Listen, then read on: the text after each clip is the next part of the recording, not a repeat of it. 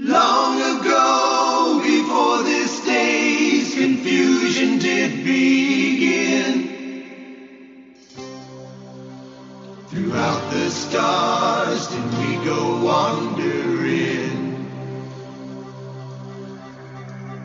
Distance was no barrier, and time it had no hold. Free to come and free to go.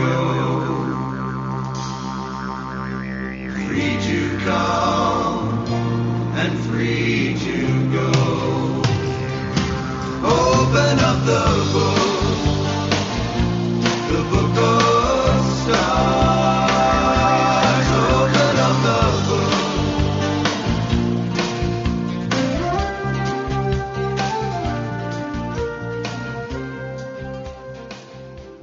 Hello, everyone, and welcome to Karmic Evolution's Astrologically Speaking.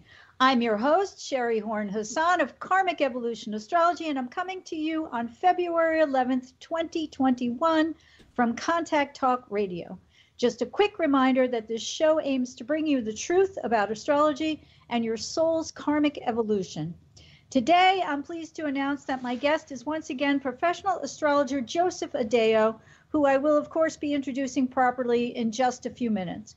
But first, my usual boring housekeeping stuff, which is just to remind you that you can find all my posts on my Karmic Evolution page, which is called Karmic Evolution for Your Soul, and that you can join my mailing list if you prefer to read my posts as newsletters. My newsletter is called Conversations About Consciousness, and if you'd like to be put on the email distribution list, simply scroll down the left-hand side on the Facebook page and hit join email list and fill that out, or you can send me an email at Sherry, S-H-E-R-I, at karmicevolution.com, and I'll get you signed on. Finally, if you've missed any shows or want to re-listen to one, just go to my website at karmicevolution.com, click on radio show on the upper right-hand corner of the banner, scroll down the page, and you'll have easy access to all of the past recordings from this show. And finally, if you're interested in taking advantage of my discounted 1-hour, $99 Karmic Evolution Natal Insight reading, shoot me an email at Sherry, again, S-H-E-R-I, at karmicevolution.com, and I can get you scheduled. But the purpose of this reading is to look at the energies into which your soul chose to be born, to discover how you've manifested those energies, these energies thus far in this lifetime, where these energies might have derived from in terms of past life karma and or early life incidents, happenings, relationships, etc., and to use this knowledge to understand how you may change your perceptions about these energies and manifest them in a different way, excuse me, as you move towards discovering your true purpose in this lifetime and how to get there, meaning, moving from chaos to clarity and to co-create your own future through astrological insight. So if you're interested in this, shoot me an email and we will set you up. I'll send you a PayPal invoice and we'll set you up. I know a lot of people have taken advantage of this. They've all spoken positively about it. And so, please do hit me up because I would love to do my thing, my astrological thing. So I'm going to launch now into this week's Astro news you can use. I have asked Joseph if he would take the time to go through the houses in the charts and delineate, at least briefly, how Mercury retrograde and the conglomeration of all this Aquarius energy, which may be in one house for some of us or span two houses for others, is potentially likely to affect us. So I want to be as brief as possible, but I also want to say that I just got my Aquarius New Moon post out this morning. So you can look for it, but I'm going to be a little repetitive to it and just give you a quick rundown of how I think these energies, what they mean at this Aquarius new moon, and how we can perceive them and use them to better our futures. So the first thing is that when this Aquarius new moon occurs, and it's occurring like right now, it's actually occurring at 11:06 a.m. Pacific time. I see by my computer it's 2:06 Eastern time, 2:06 p.m. It's 2:05 right now. So this new moon is like seconds away from happening. So I don't know. That excites me. I don't know if it excites you, but it's like, whoa. So it occurs at 23 degrees, 17 minutes of Aquarius. And because the Aquarius sun and moon come together, they also affirm right now their solidarity with Mercury retrograde, Venus, Jupiter, and Saturn, who are all in this humanitarian, progressive, change-oriented sign. Now, we all know that new moons are planting times, right? Seed planting times. And of course, this one is no different. So let's look a little bit at what the Aquarian archetype is and, be mindful that it's particularly prevalent, this energy in the heavens right now, because of all these other planets in there. The only one that lags behind is Pluto, who is going to remain in Capricorn for quite a while, another year at least, before he dips his toe into Aquarius. So he's kind of like still, adhering to the Saturnian principles, which I'm going to touch on briefly in a moment. But the Aquarius archetype seeks freedom. And specifically, it's the freedom to achieve becoming who and what each of our souls actually incarnated here for us to be. Now, we're all born into this lifetime as part of a family, a clan, a tribe, a neighborhood, a community, a society, and of course, into the wider world of humanity itself.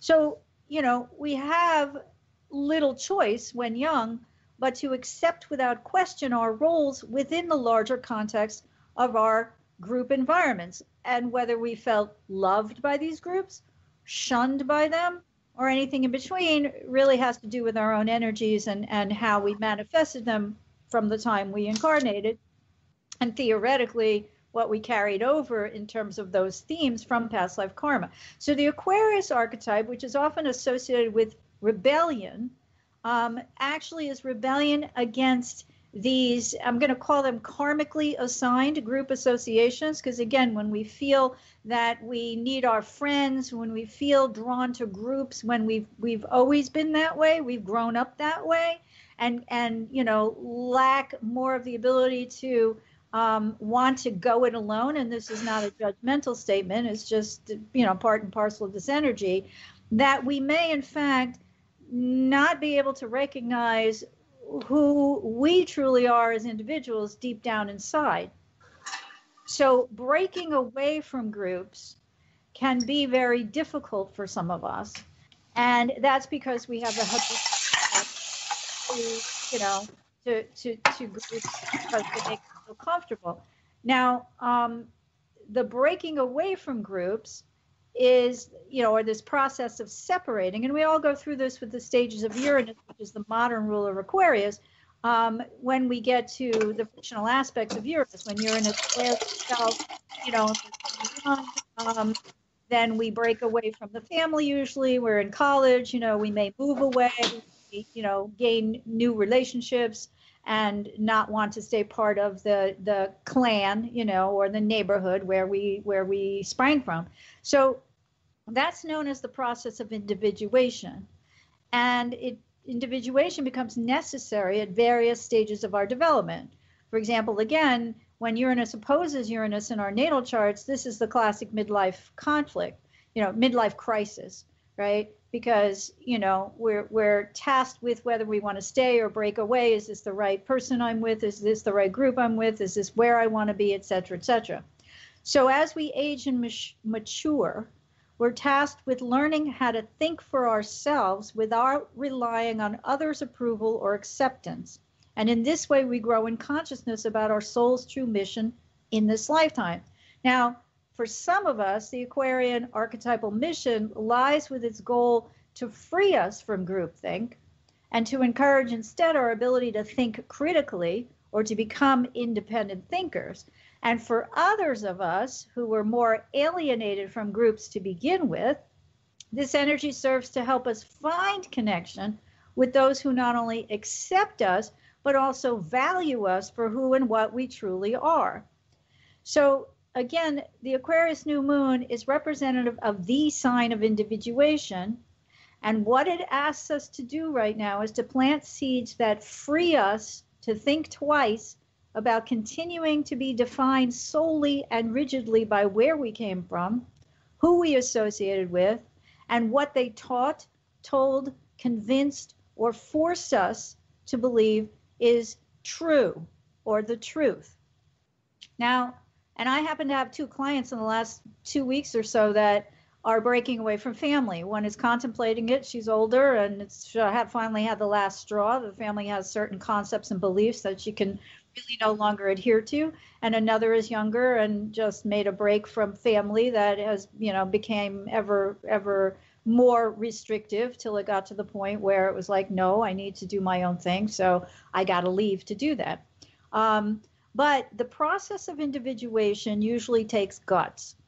And one of the things that I just wrote about, which you'll see if you look it up, is that, the Aquarius new moon is going to ask us, or is asking us right now as we speak, to stop and think about whether we're too closely aligned with the beliefs and philosophies of others, including friends, families, those in the neighborhood, our local communities, or our wider communities, or our group associations, or whether we reject such groups out of hand based on negative past experiences of their having rejected us first. Now, what comes to mind with that is, there are a multitude of us that, were not the cool kids in junior high or high school when it was just ever so important to be a cool kid so that, we had a sense of self-esteem, right? And so we may have what I call knee-jerk reactions, which is sometimes part of the Uranian experience, which is to reject out of hand any, as Groucho Marx would say, any group that would have us as members. So the questions that we might ask ourselves now, I think, revolve around the following. Am I really free to think and do as I please? And if not, why? How do I gather the courage to break away from a group whose beliefs or perhaps ultimate mission are not in true alignment with my own? And, sometimes groups' ultimate mission changes from the time you join them till, to the present. And what kind of bravery do I need to develop to be able to trust that if I join with like-minded others, they will support me rather than pressure me to agree with them 100% on everything? So I believe pondering these questions can go a long way toward helping each of us answer whether we truly feel free or not in our lives, because a large portion of Aquarian energy, like what we're experiencing right now, is, like I said, breaking away from situations, people, groups, etc., friends that don't allow us to be, our unique individual selves. So, and many of you may know this already, so I'll just briefly outline it. One of the things that I wrote about, which I just thought, I got kind of stuck in this idea about the collective, right? And how Aquarius energy really poses the question for us, and this is in part because we're here in the States, at least, in the middle of an impeachment trial, that whether we owe allegiance to our own independence or whether we have responsibility to the collective, right? So, I went into talking about the discovery of Uranus, which is, of course, the modern planetary ruler of Aquarius. Saturn is the traditional ruler. Was discovered in 1781, which happens to be between the American and French revolutions, and during what's now known as the Age of Enlightenment, which is also known as the Age of Reason. So the word reason became very important and very much aligned with the archetypal, zodiacal meaning of Aquarius and of Uranus in general. So, until then, until that period in history, the planet Uranus, farthest from Earth that we could see by eye was Saturn. And so Saturn became known as the boundary keeper. And therefore, the discovery of Uranus, which was, again, at the same time as the French and American revolutions, and those revolutions gave rise to what is in America anyway, our Constitution and our Bill of Rights. So there's a direct correlation here. But the discovery of Uranus, I guess on a more metaphorical level, marked a time of scientific advancement which indicated that science could prove the existence of something that we were actually unable to see on our own, right? So there's an irony here because it marks the beginning of empirical proof, right? So we have to reason in order to get empirical proof, but on the other hand, we can surmise or intuit that there's more out there than what we actually originally thought there might be, right? So the discovery of Uranus extended boundaries past Saturn and essentially helped prove from the century before Galileo's and then the current centuries in the 1700s, Copernicus's or late 1600s, Copernicus's progressive hypotheses that there's more out there, as I said, than meets the eye. So, I think it's interesting to recognize that this is also an energy of intuition, and that with Aquarian energy, what happens is the idea arrives fully blown in the mind's eye. And I know I've said this before, but probably not for quite some time. And so when the idea arises in the mind's eye, the problem is actually manifesting it concretely to make something out of it. It's not a fantasy exactly as in Neptunian Piscean energy, which is more about longing for what we want to be. It's just kind of like we can see it. Now we have to develop the tools to figure out how to make it happen. So in that sense, it's a revolutionary sign as well. But, one of the things to be aware of, and again, we now have a trial going on to impeach a president for the second time, for the first time in history, which is a fairly revolutionary concept.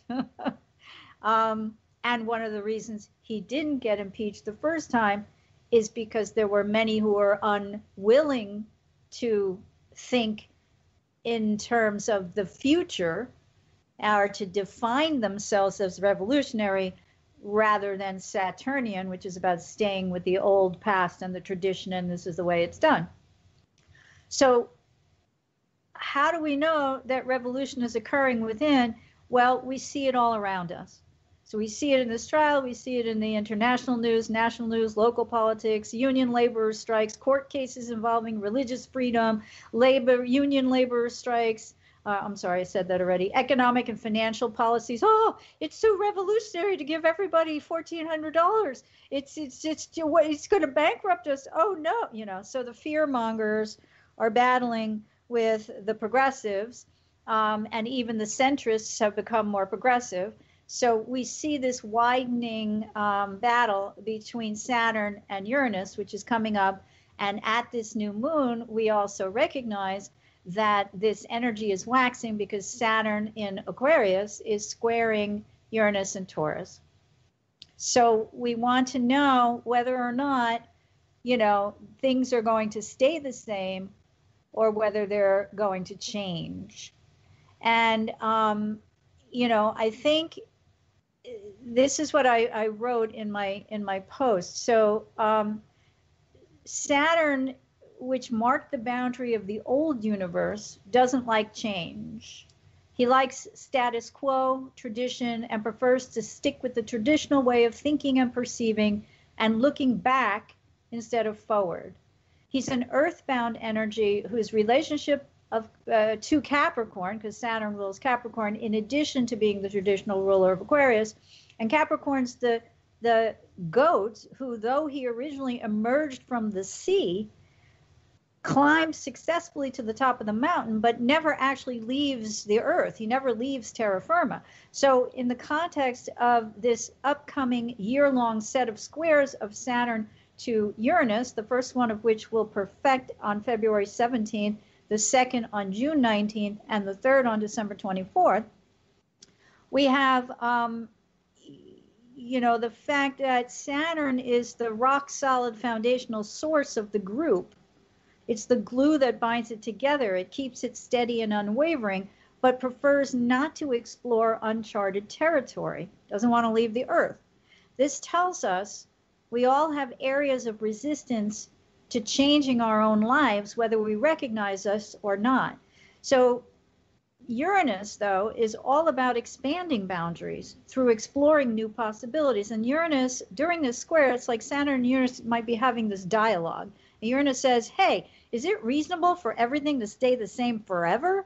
I mean, don't you think it'll be like super boring, in like 1,000 years? Or, I don't know, even 100 years? Or damn, even 10 years. Do you really want to stay the same forever? And, the pressure begins to build now.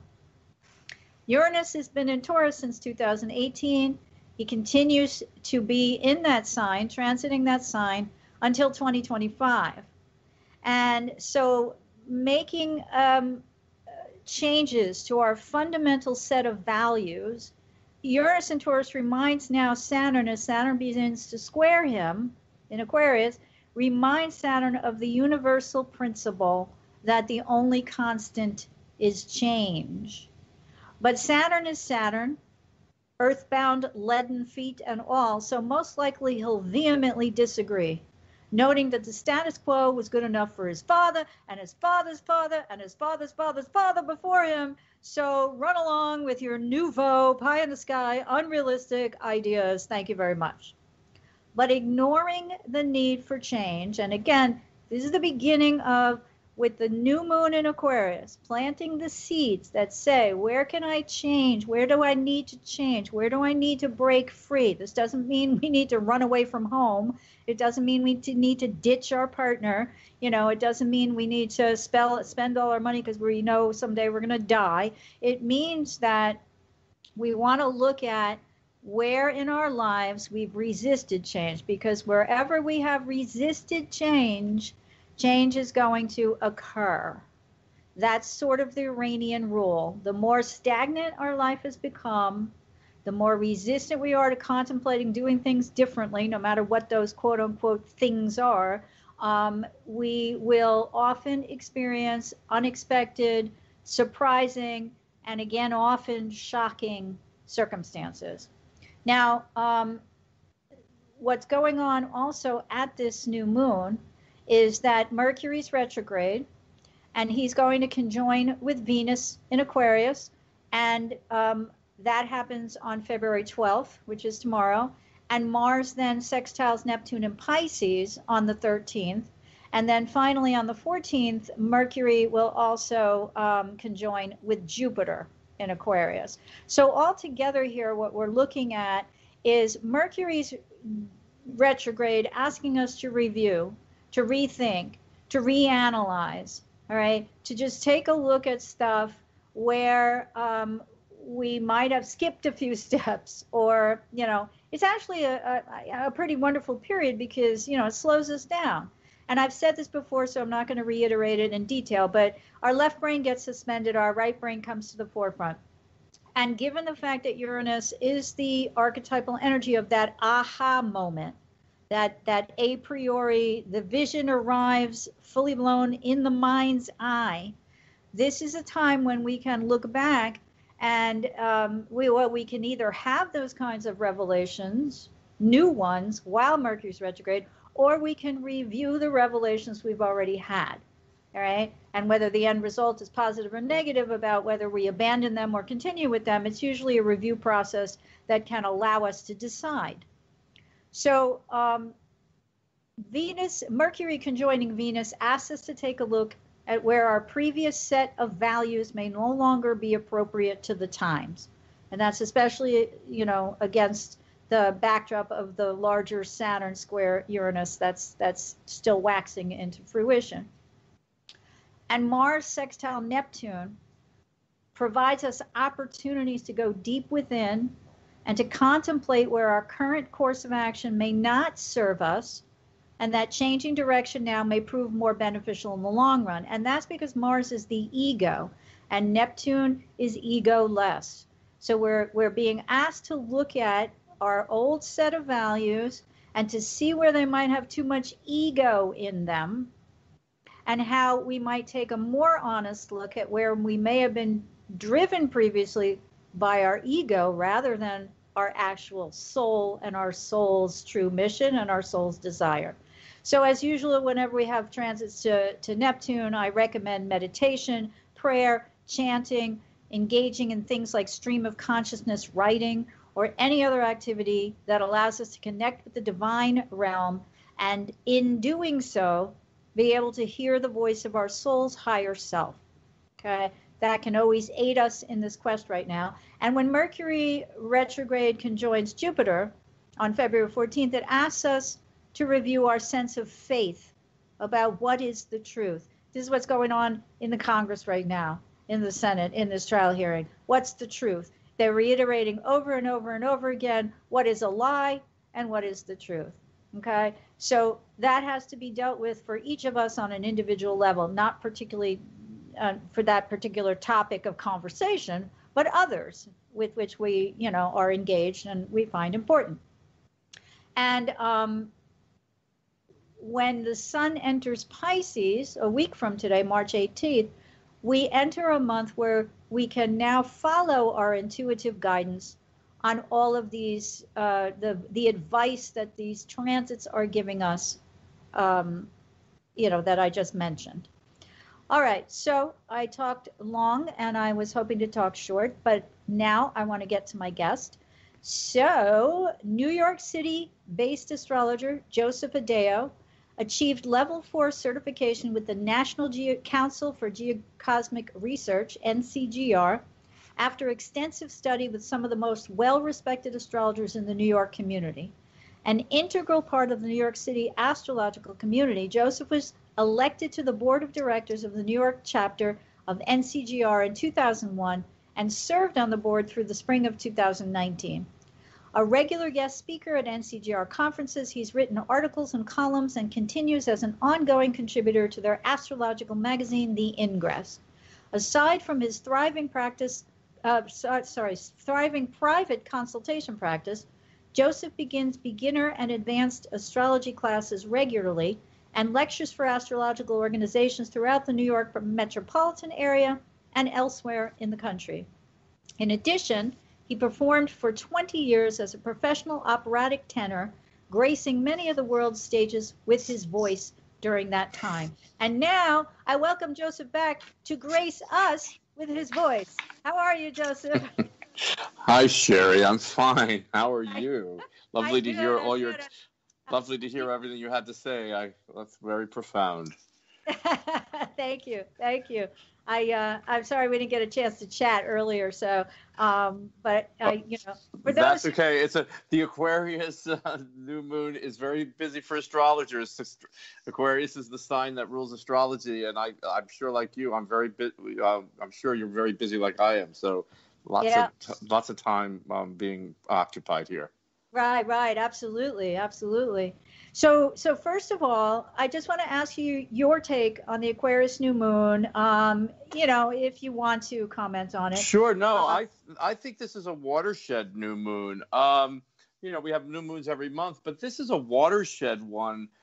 This is the first time since 1962 that we've had such a pileup of planets. We have 6 planets in Aquarius at this new moon.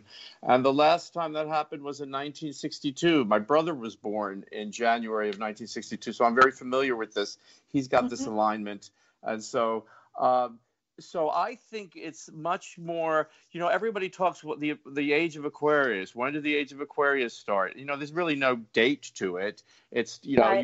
you can track lots of things that got us into the age of Aquarius, starting with the revolutions, the French and the American revolutions, and then the Industrial Revolution, and then the invention of radio, and then the invention of television. And then if you look at that Aquarius pileup in 1962, that was like the beginning of the civil rights movement throughout the 60s. So I think this Aquarius new moon, it's going to play out very personally for everybody, but on a big scale. This is like another big major introduction that ensconces us and deepens us into the age of Aquarius. So we have the civil rights movement from 1962 being progressively moved forward now. And this is kind of like an opening, a new enlightenment to that with the Black Lives Matter movement, the impeachment of the president, questioning the Constitution, freedom and democracy, revolutions, everything you talked about.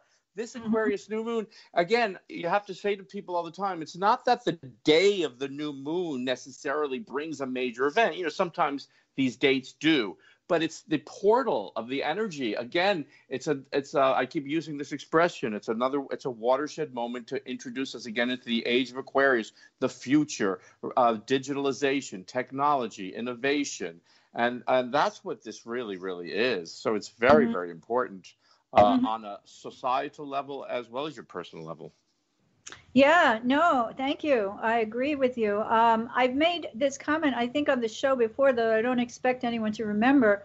As a student of Stephen Forrest, there was a lecture I remember during which he talked about his assumption, which is, unprovable. He uses that line, how do you know when your kitten's turned into a cat? So how do you know exactly when the age of Aquarius starts? We don't, we can only look at the age of Pisces by looking back, right? And it's not exactly. It crosses over, right? The end of the age of Pisces had a lot to do with the film industry and Hollywood and glamour, right? Silent movies, and then there was the crossover into, that was like the sort of like saying Pisces is ending. So you had this huge, when it's like the anaretic degree.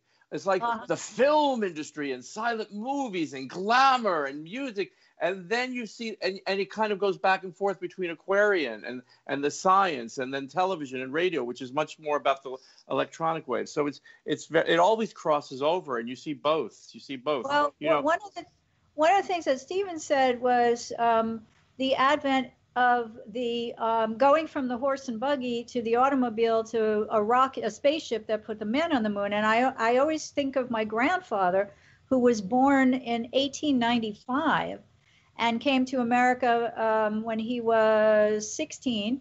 And so in the early 1900s, and that's what he used to say. He used to say, I've lived during the best period of history like ever. Because I saw mankind go from the horse and buggy to the motor to putting a man on the moon. I mean, you think of that generation and their ability to see that, to actually have lived it. It's amazing, right? It really is amazing. And, it's all, and this is, again, like you said, living true blue to your nature on a personal level.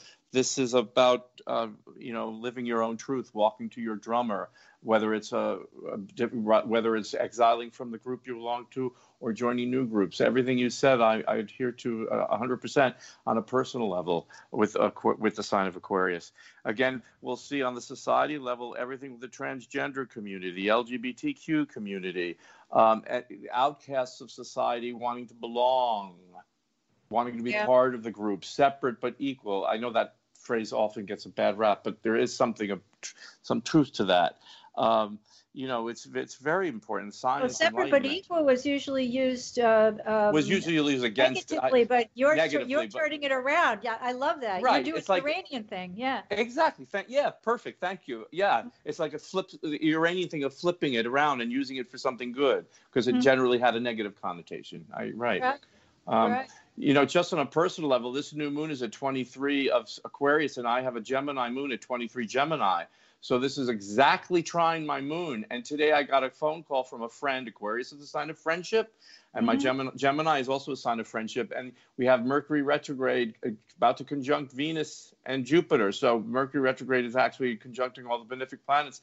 And I got a phone call from a friend today on this new moon, and he works in the medical industry, has a high position, and because of certain medical conditions I have, he says, I'm going to get you a shot. They're going to call you in the next 2 days to schedule an appointment. Oh, wow, that's so great. It was very, this is my new moon experience. Very, very, very positive. Sometimes Mercury retrograde could be good. Mercury retrograde is not so bad necessarily. I mean, it's bad for, it's a Mercury retrograde, so things can break down.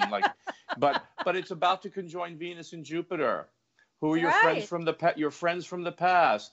The benefic souls from the past, your group from, getting good news, contacting old friends from the past.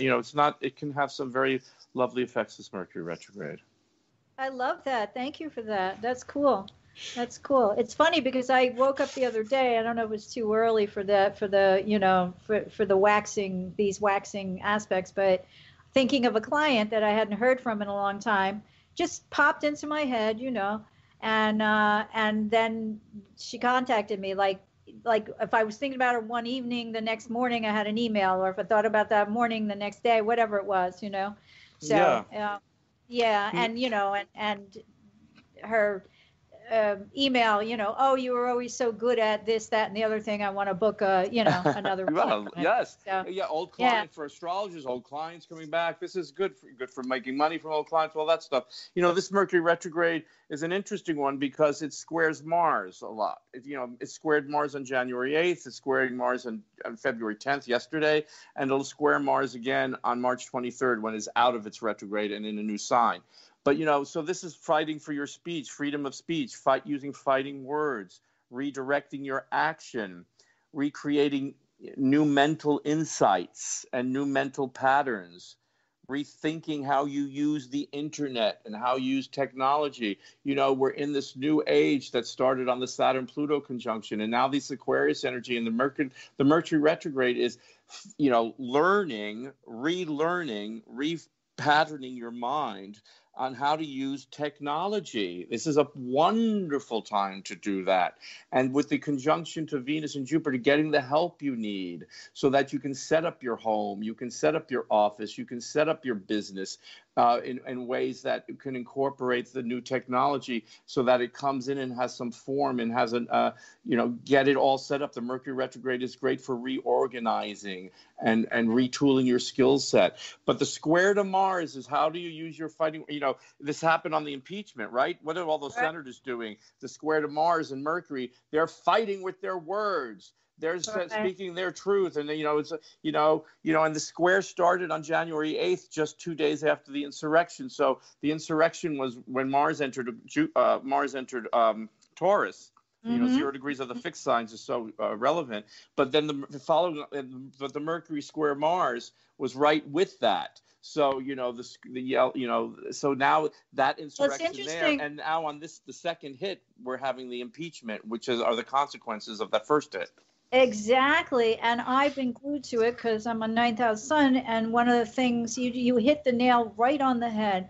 What they're doing, because they're in like day 3 now of the House impeachment managers making their case before the other side makes its case, saying, that they're innocent, or their client is innocent, is repeating over and over and over and over again many of the same words and phrases and chants, etc., that were screamed or said or threatened during the actual insurrection. So it's interesting because they're giving everybody the opportunity to look back again. Exactly. It's also triggering trauma, and Aquarius can be a trauma signature. Oh my God! Aquarius can be, a sign of craziness, and that brings me to the point of something we mentioned. We're going to talk about with the Saturn Uranus square. Because Aquarius has so much to do with craziness, like the crazy old man, the crazy woman with 20 cats. It's not. 2021 presents us with a Saturn having to deal with reining in the chaotic craziness of Uranus because of the square. So the square, this is where Saturn is going to have, where he plays a good part. You know, he always gets a bad rap, but he's in a sign of his dignity, and he's squaring Uranus. So it's Saturn's responsible here for reining in Uranus's craziness, so that society can incorporate the new, innovative, progressive, and technological into some sane form of earthly manageability. This square signifies that the new and the innovative will meet up with blocks, frustrations, limitations, and restrictions. And how is it assimilated? And Saturn is responsible for assimilating the alien, foreign nature of Uranus into some kind of earthly structure so that people can deal with it with new laws and new regulations. So he plays a very good role of bringing structure and cohesiveness to chaos, to the technology. Otherwise, we short circuit. You know, in mythology, Saturn and Uranus have a very violent imagery. You know, Uranus mated with Gaia and produced the first race of Titans, and Saturn was the youngest of those. And Uranus viewed that progeny with horror, and so he banished them to Tartarus down in hell. They were ugly, they were made of flesh, and he thought they were disgusting. And Gaia naturally became enraged and planned revenge. And she recruited her youngest son, Saturn, and gave him a scythe and a sickle. And she said, I want revenge. And while Uranus lay asleep, Saturn castrated his father. Mm-hmm. And when he castrated him, this is Saturn-Uranus. We got the square here in the sky. The bleeding genitals fell into the sea. And out of those bleeding genitals, what happened?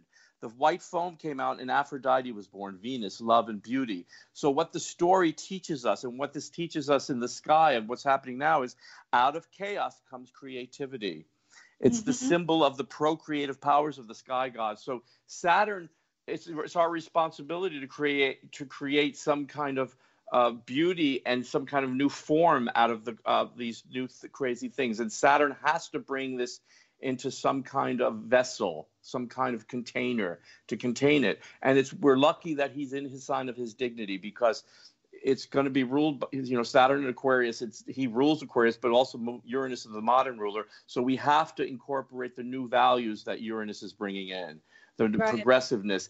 And without Saturn giving us new laws and regulations, Uranus can go crazy. Uranus can go, and it would short circuit people, and it would electrify them. And, you know, that's when people like kind of check out, because they can't get the energy into their bodies. And or PTSD. Yeah, exactly. Yeah. With dissociation. I love that. Thank you for recounting the whole myth. What I said before, I think on this show, but again, I'm not sure, is I think this year that a lot of the internet will start to become regulated. And that's the reasons why right now, you know, at least in the U.S., we're in this crisis. I mean, in Myanmar, right, they had a military takeover, and the first thing the military do was shut down the internet. They did it also, I think, or they tried to do it last year when Saturn first went ahead into Aquarius before he backtracked and then didn't go back in until the end of 2020. They did that or tried to do it in Hong Kong, I think. Interesting. So, you know, the restriction around it's almost like though that was the bellwether. I always call it the shot across the bow, right? The things that start to happen give us a foreshadow of what, you know. So the internet needs to be regulated. I think any reasonable person would probably agree. And that's where I was alluding to this conflict between how much are we accorded individual rights versus how much should our rights be curtailed for the betterment of society as a whole. Well, you can't just yell fire in the theater. That's that's the whole talk that's going on. You know, Uranus is the first planet beyond Saturn, so he hearkens and says there's light out there that provides further enlightenment and knowledge, and he wants to break through that ceiling in the walls of Saturn, and he likes to crash into that ceiling to capture attention. And Saturn in Aquarius says, I'm willing to allow that enlightenment, but you have to let it in according to the dictates of time and the material world. I will not permit you to crash into the psyche of mankind and short circuit my children. There are flashes of brilliance coming through the dark from beyond, and you have to make sure that your wiring, this is where everybody has to make sure that their inner wiring and hard drive is up to date and ready to receive the voltage. Otherwise, you can check out. There's a new voltage coming in. So it's like funny. It's like going to a European country and you have to have new right? This is the Right, Saturn right, square right. Uranus. It's so funny because this past week I went, damn, I've been putting off. I have a Lenovo yoga notebook, and I've had it for 3 years, and I was like, I have a Lenovo too. I loved it. I got it in 2017 this time of year. I think it was March or whatever. And now I'm like, I've been putting off having to replace the battery because I just assumed it's going to cost me like $350. So I go on Amazon and I go, it costs $55. Then I go, even if it's going to cost me another 100 or 150 or whatever to get it actually replaced. But then I asked a friend, he's like, yeah, I could probably replace it. I'm like, oh my God, it would cost me like yeah. $60. There's so much we could talk about here. I wish we had more time. I have so much I want to say and I can't, but I just quickly want to say that, the Saturn Uranus square 2 is the rollout of the vaccine and the slowness of it and how to get the group to take the vaccine, and some people won't want it. So the Saturn Uranus square is going to really play out with this vaccine, with new currency gaining traction like Dogecoin and Bitcoin. Right. I just saw all these things happening. And music, I just heard it here in New York that the Saturn square, Uranus rules groups of people. Saturn music and sports arenas are going to start to slowly open in New York. So this is a very slow opening of energies here. I saw also that I believe it was the NFL, and this was a few days ago or maybe last week, pledged that they would make all of the stadiums available for as injection sites. Yes, right. So you can see how Saturn, the square Uranus here, is doing the work to get the humanitarian effort in a massive group consciousness going. But it's a square. It's a lot of hard work. Right. Well, I just realized I'm going to have you back on at the second square. So go check your calendar. But meanwhile, great. We have well, I love talking to you. You know that. And you're so right on the money. I love that. Thank you. I feel the same way. Yeah, no thanks necessary. It is what it is, darling. We have about 10 minutes left or a little bit less because I want to give you time to give out your contact information. Do you think you could go really briefly just through the houses to give people a really quick idea, a sentence or two?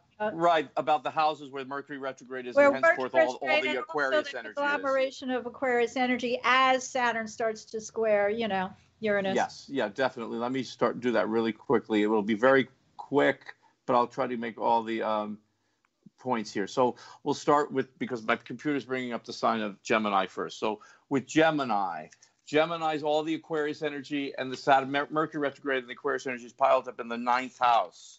So for Gemini's, it's learning on the identity level. The 9th house is about foreign affairs, people, countries, religion, philosophy, education, re-educating yourself. If travel's starting to open up, this is going to be tricky with COVID. The Geminis are going to want to really start to get out. This is where this energy is going to really get out. But this would be education primarily in the 9th house, higher education, and trying to find some sense of freedom through the internet, that Aquarius energy.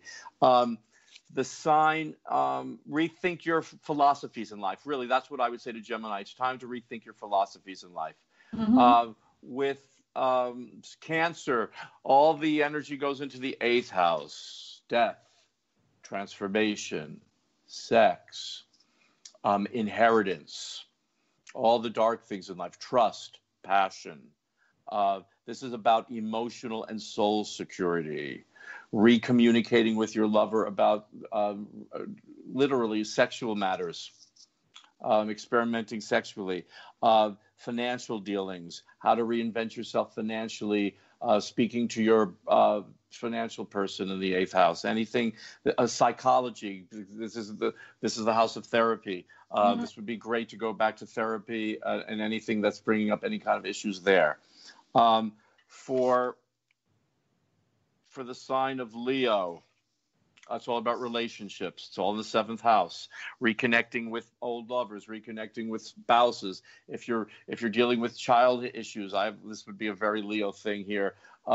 reconnecting with your spouse about how to raise our children. If there's been a divorce, this would be about divorce. This would be about divorcing and separations and marriage issues or partnership issues or business issues with a close partner, because Aquarius is a sign of divorce and separation. If we're not on the same page, if we're not on an equal partnership here, then we have to go our separate ways. So there's going to be a lot of questioning about the main relationship in your life for Leo. For Virgo, it goes in the house of health. And Virgo's a health sign, but the Aquarius energy, Aquarius is their 6th house. So it's all about health, pets, a new job. The 6th house is my desk. So if everybody's working from home, so for Virgo in particular, if you're working from home, the Mercury retrograde, reorganizing my desk, reorganizing my skills, getting the home electrified, getting the home wired, maybe looking for a new job, seeing where retooling my skills. So that when Mercury goes direct, I can, go back into the marketplace. Everybody is retooling their skills, but for Virgo in particular, this would be a very good thing about job works, but health issues, health matters. For Libra, all the Aquarius energies in the 5th house of joy, love, romance. Now, how do you do romance in the time of COVID and dating? On the internet, it's Aquarius energy. If you don't, this would be, as things start to open up, as things start to slowly open up here, using the apps to connect to people, even if you don't want to romance and have dates and sex with them. But this would be the group energy of looking for love and romance and connection on the apps and chat groups and talking.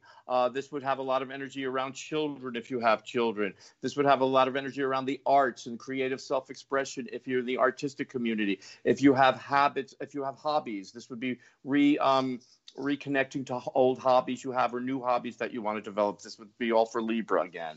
For Scorpio, my mother, my father, my home. Are they dying? Do I want to kill them? My family. It's all the 4th house. Reconnecting with the past, reconnecting from the dead of the past. If this would be an ill parent having to take care of anything around home and family. If I'm in lockdown, I feel like I want to scream. I want to murder people. I want to break free from lockdown. How do I break free from this lockdown while I have to stay in lockdown? So how do I, this is a kind of rough energy for Scorpios. But the nurturing side of Scorpio can come up here. The loyalty to my friends and my family, and nurturing and caring for them. That would be the very positive side of this. And reconnecting again. This is the 4th house, and Mercury's retrograde here, and all the Aquarius energy. The past, history, any kind of professions you are in that require research in history. This would be very good for. For Sagittarius, everything goes in the 3rd house. Communication, talking, education, the ABCs. If you work in education, this would be making sure all the Zoom is up in effect. If this would be taking, Sagittarius should be taking classes. Sagittarius is a sign that likes its freedom, that likes wide open spaces. It's hard to have wide open spaces in COVID. So this would be connecting on Zoom classes with people of a like mind. This would, if as things open up, this would be walking in your local neighborhood. I might not be able to travel far and wide, but at least I can go to the local neighborhood. I can go to the butcher. I can go to the grocer. I could connect with people in the local neighborhood, which would keep my sanity and my brain active. Writing, if you write, this would be great for Sagittarius. Joseph, we have only a couple minutes left. So I know, I'm sorry. No, it's not your fault. It's mine. I'm the moderator. So I'm going to apologize to you. It's probably because I talked so damn long in the beginning. But I will have you back. I'm just going to recommend to everyone that they follow you, because your stuff is really brilliant. But we may have time for another sign. But what I just want to say. Well, Capricorn's all about money. So go to money, talent, self-worth.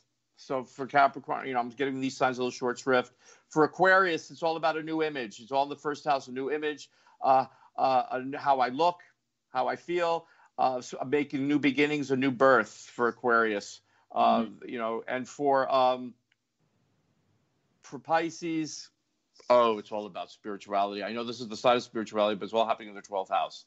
Compassion, love, humanitarianism, helping other people. It really doubles down for Pisces, this Aquarius new moon and the Mercury retrograde. It really doubles down.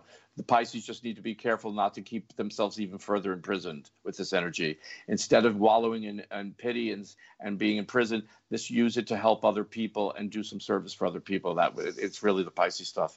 And for Aries, it's all about friendship, groups, large organization, politics. And for Taurus, it's all about their career and making money. Okay. That's real quick. That's just thank you. I appreciate it, and I apologize. No, I liked our chat so much. I didn't want to just go to that question first, because I did know you had valuable stuff to say about Saturn square Uranus, and I think that was really, really, really valuable. So, I thank you, and I apologize for putting you under any undue pressure.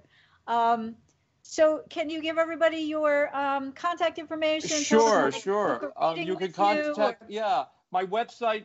Check out my website. It's www.josephaddeo.com. My full name, JOSEPHADDEO.com. Lots of information there about what I do, and I blog. You can also see my blog. I blog often on Facebook, and my Facebook page is Joseph Addeo Astrologer. So please check me out on there. And my email is joeaddeo, JOEADDEO @yahoo.com to contact me for an appointment or ask me a question. So those are the three best places, either email, my website, or Facebook. And I hope and follow me because I love to write and I like to hear what everybody has to say. Yeah, he's great. I'm a huge fan of Joe, so I highly, highly, highly recommend following him or signing up. You have email distribution too, or no? Yes, I do. Yeah, to sign up for his newsletters, or not make sure you don't miss it. And he'll be back, I promise. With God as my witness, Joe will be back. Thank you. I always love speaking with you, Sherry. Thank you for having me. Yeah, same here. Thanks, Joe. And thanks to everyone else for joining us today. I hope you've all found the information presented here helpful as you continue your karmic evolution in this lifetime. Please be sure to join me next week on February 18th for another episode of Karmic Evolutions, Astrologically Speaking, when I'll welcome back professional astrologer Diane Lawson. Till then, may your journey be filled with karmic healing and the joy of greater consciousness. Namaste. Long ago, before this day's confusion did begin, throughout the stars did we go wandering. Distance was no barrier, and time it had no hope. Free to come and free to go. Free to come and free to go. Open up the book.